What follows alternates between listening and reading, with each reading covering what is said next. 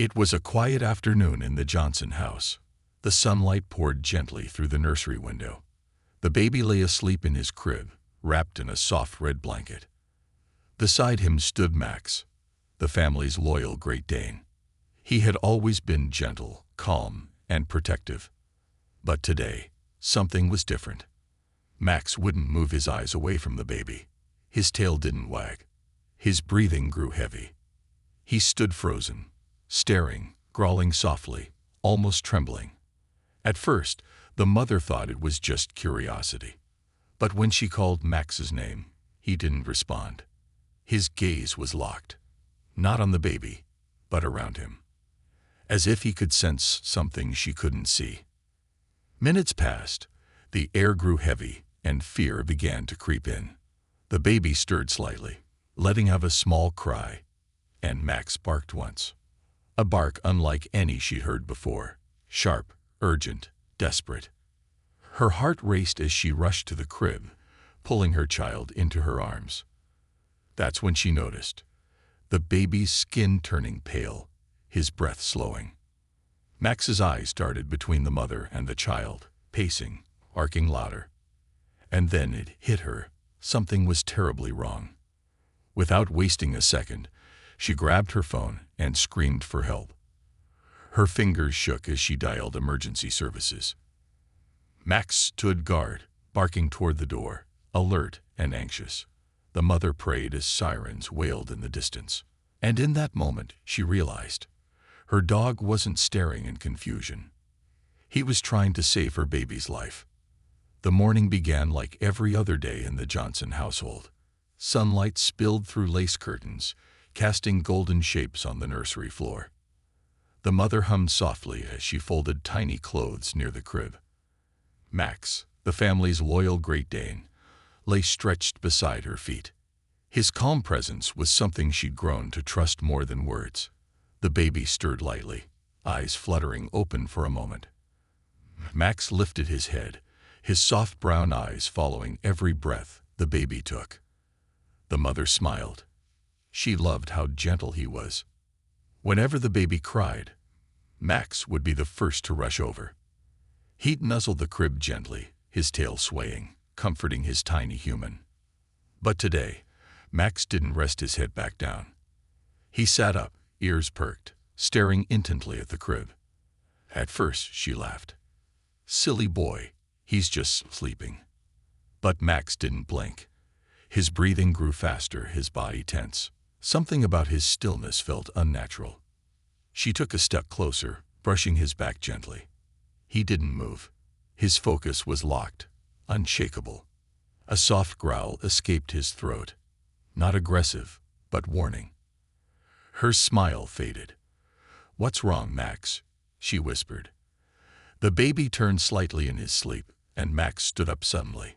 His paw pressed against the crib, his eyes wide with concern. It wasn't curiosity anymore. It was instinct. He could feel something his human mother couldn't see. And in that quiet nursery, a strange chill filled the air. Something was about to happen, something Max already knew. Max's eyes, once soft and calm, now burned with intensity. The mother backed away slightly, watching in confusion. He paced around the crib, sniffing, whining, and looking back at her. Every sound, every breath from the baby made him react sharply. The tension was so heavy, she could almost hear her own heartbeat. She reached down, petting his head, whispering, "It's okay, buddy." But Max didn't calm down. His ears twitched, his muscles quivered. He leaned forward again, nose pressed against the crib rail. The baby's tiny chest rose and fell, slower than usual. That's when she noticed. Her baby wasn't breathing normally. "Ethan," she called softly, her voice cracking. The baby didn't move. A faint gasp escaped his lips. Panic gripped her chest like a vice. "Oh God!" Max barked once, sharp and loud, startling her into action. He turned toward the door, as if demanding her to hurry. She rushed to the crib, lifting the baby into her arms. His skin felt colder than before, his lips pale. Max barked again, circling, whining louder. Tears blurred her vision as she held the phone with shaking hands. She couldn't understand what was happening to her child. Max stood on his hind legs, paws on her arm, staring at the baby. His nose pressed against the child's chest, whining softly. And for a brief second, she saw it in his eyes. Fear. Not for himself, but for the one he swore to protect. That's when she realized. Max wasn't just reacting. He was warning her. The next moments felt like hours trapped in silence. The baby's breathing grew shallower, almost fading. Max's barking turned frantic, echoing through the house. He ran toward the window, back to the crib, and barked again. His tail lowered, his body tense, his eyes pleading for her to act. The mother's hands trembled as she held her baby closer. "Stay with me, Ethan, please stay with me," she cried. Max howled, a long, desperate sound that shook her heart. It was as if he was begging someone, anyone, to come.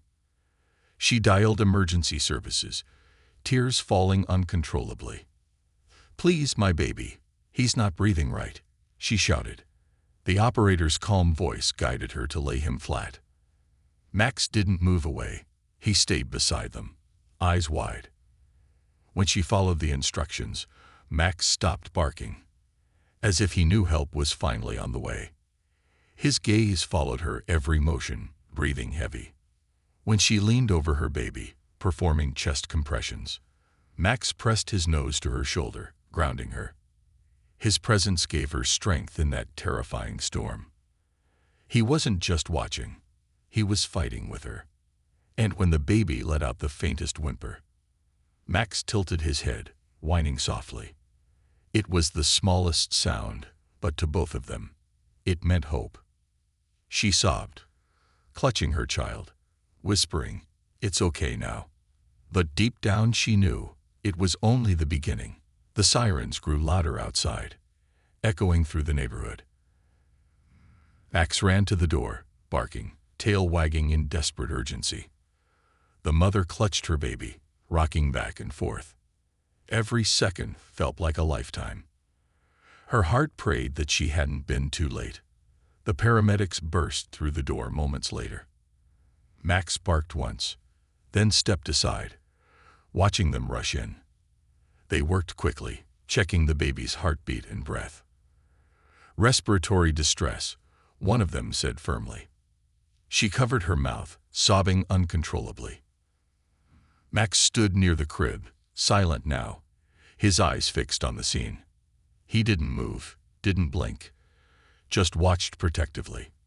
When they lifted the baby into the ambulance, Max tried to follow, whining as the doors closed.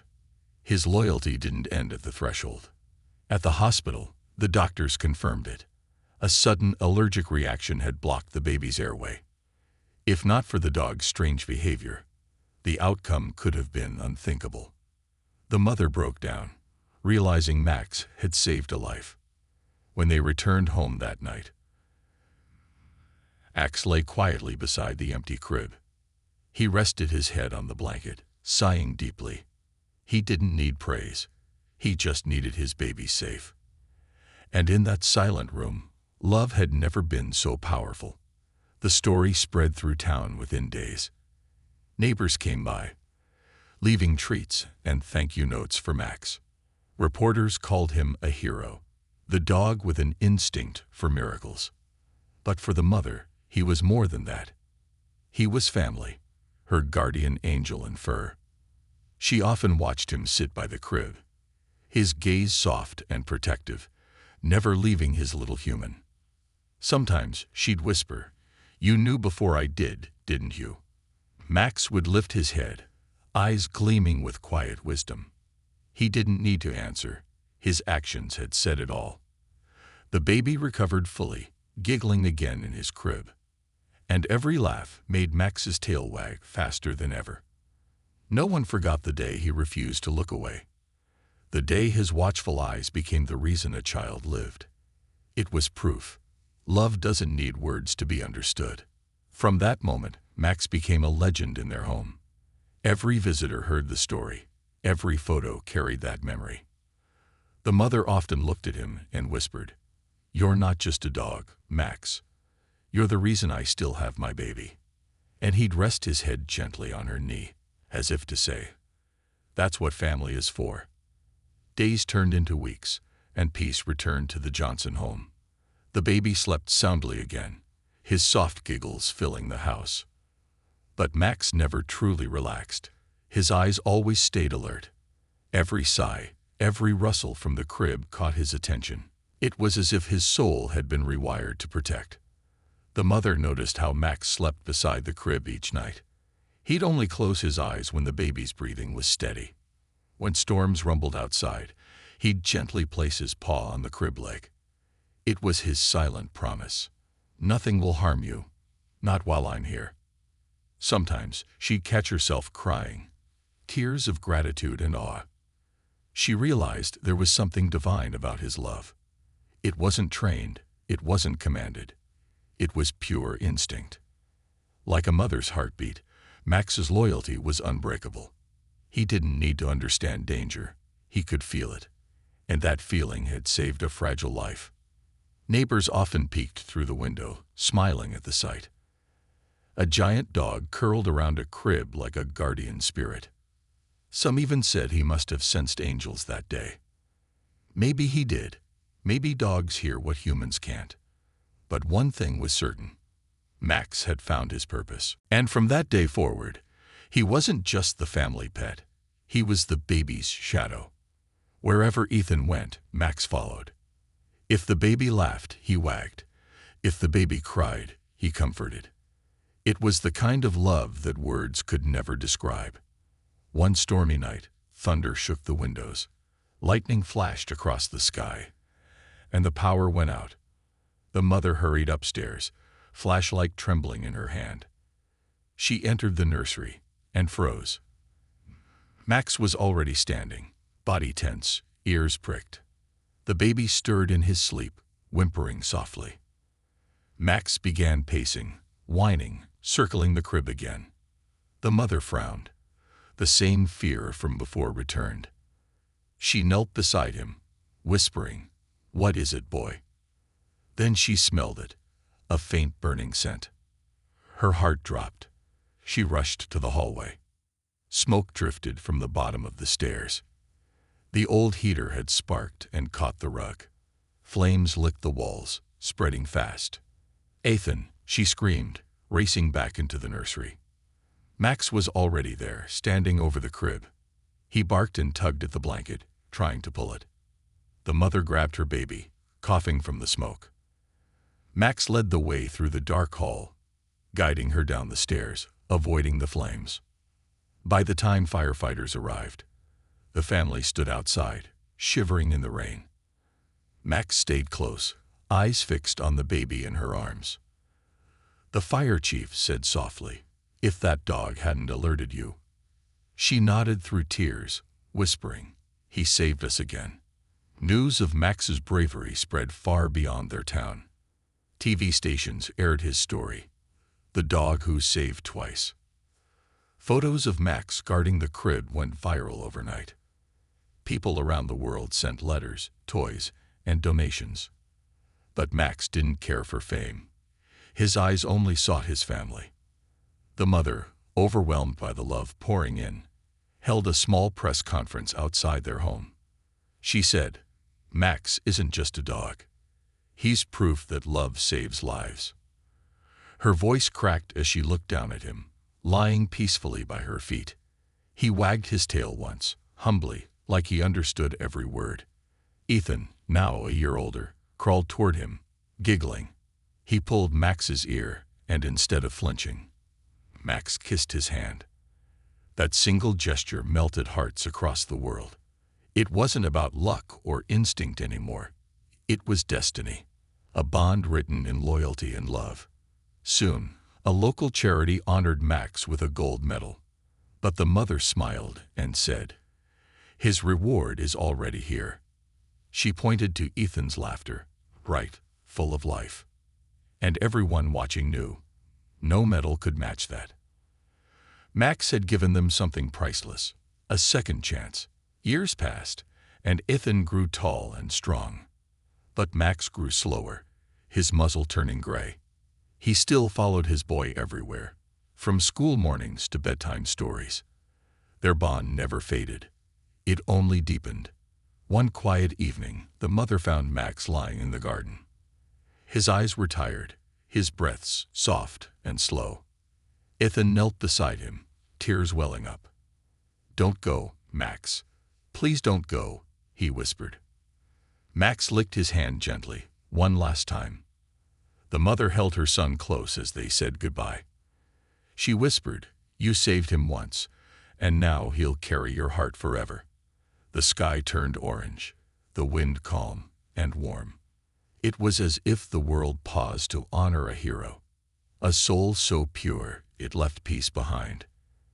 They buried Max beneath the old oak tree, the same spot where he used to nap with baby Ethan. A small stone reed, "Our guardian angel, Max." And from that day on, every sunset felt like his gaze watching over them. Because love like his never truly dies. It just changes form. Years later, Ethan stood by that same oak tree. He was a young man now, holding a small puppy in his arms. The pup had Max's same brown eyes, warm, trusting, loyal. He smiled softly and whispered, "You've got big paws to fill." The wind rustled through the leaves, like an unseen blessing. And every night, when the stars glowed softly above the oak tree, Ethan would whisper, "Good night, Max. We're still safe." Because deep down he knew, the guardian never truly left. He lived in the heartbeat of every child who believed in love, and in every loyal dog who refused to look away. Love doesn't need words, it needs presence. Sometimes, the purest souls walk on 4 legs, not 2. A dog's heart can feel danger before eyes can see it, and his love can outlast even the breath of life itself. Max proved that loyalty isn't taught, it's born. He showed that courage isn't in strength, but in devotion. That even in silence, love can speak the loudest truth. His story reminds us, miracles often have paws and gentle eyes. When a dog loves you, he doesn't just protect you, he becomes your soul's shadow. And even after he's gone, his heart keeps beating inside yours forever.